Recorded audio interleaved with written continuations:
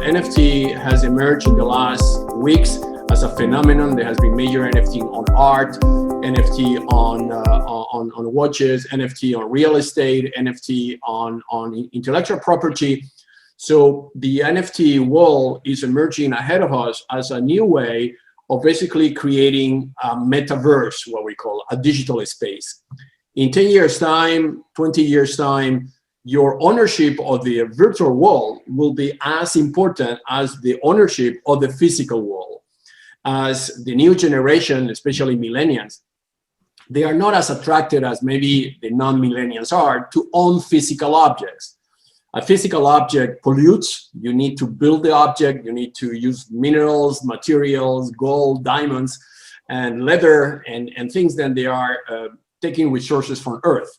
So the concept of owning a digital object is actually is a climate-friendly activity. It is an activity that does not pollute because you just own something that is on the internet, and in the future will become a trend.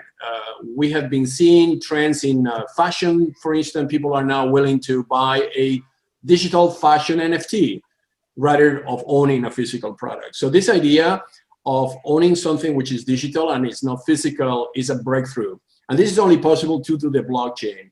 When I record something in the blockchain, that becomes eternal.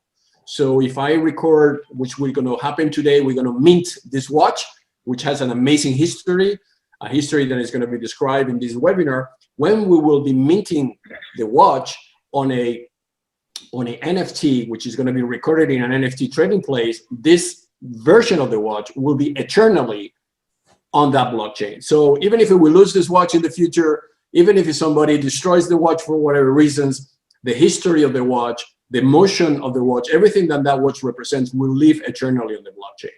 And that's the main interest of this technology. You in less than 30 minutes, you will be able to start auctioning on this amazing watch.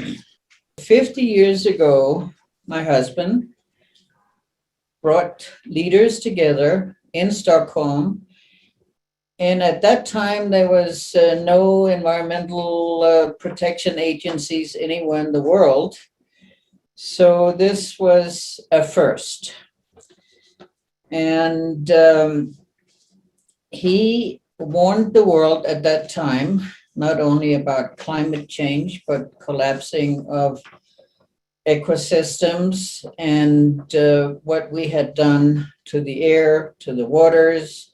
I mean, this is the time when rivers were in flames, and in Tokyo, you couldn't see 2 feet ahead of yourself from the smog. So the world was in really bad shape at that time. And he called for, radical changes and urgent action.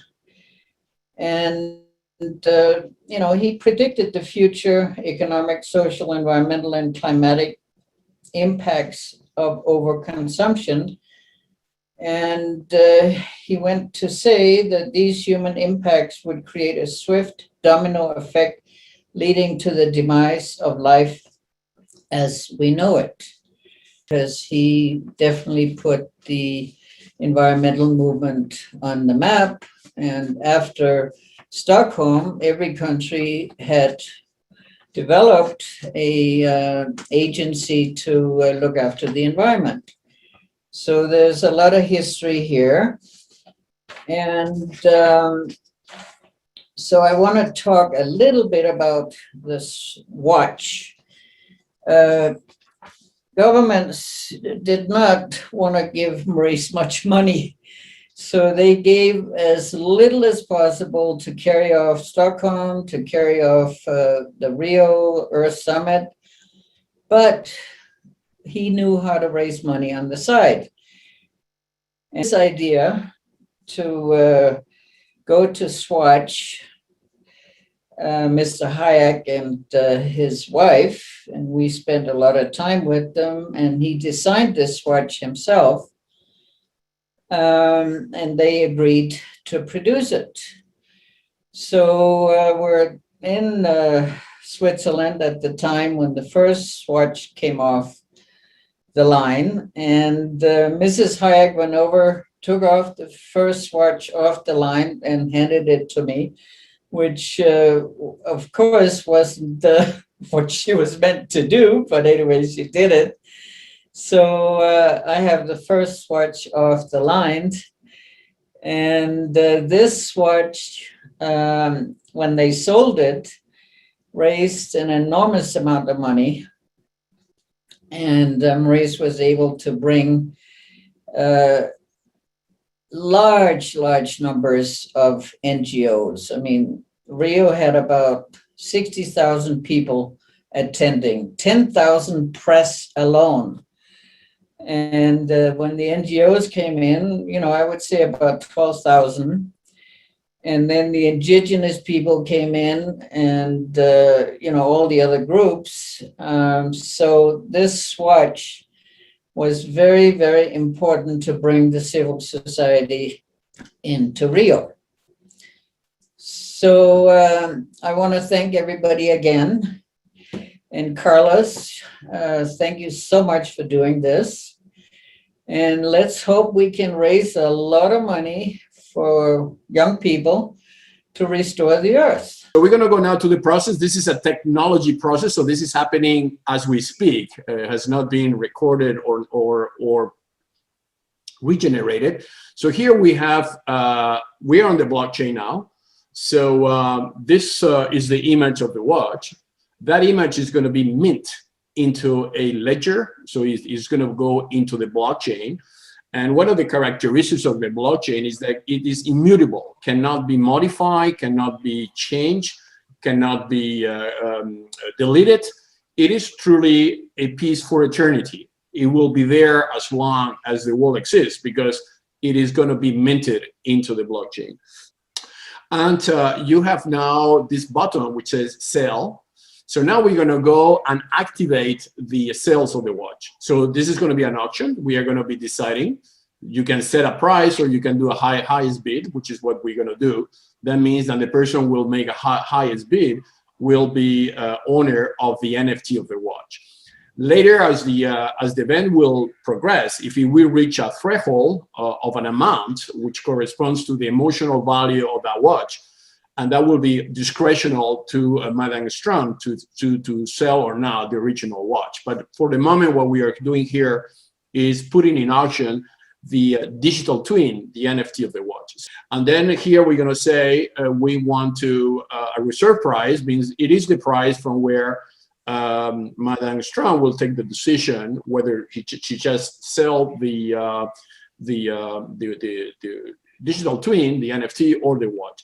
It is important to say, and we're going to say here 20 as the reserve price.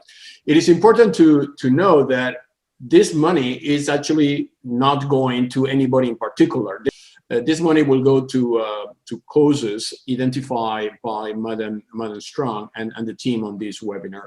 The expiration date, we're going to put it a specific date, and my understanding, Jeffrey, was that you want to do that coinciding with another big event on sustainability? Yeah, it's the 5th of June, which is World Environment Day. We think that to start the auction on Earth Day and to finish it on World Environment Day would be meaningful and would give a reasonable time to get the message out to potential bidders that this incredible memorabilia is actually there for people to bid on. Perfect. So that's been already coded. The expiration date is being coded.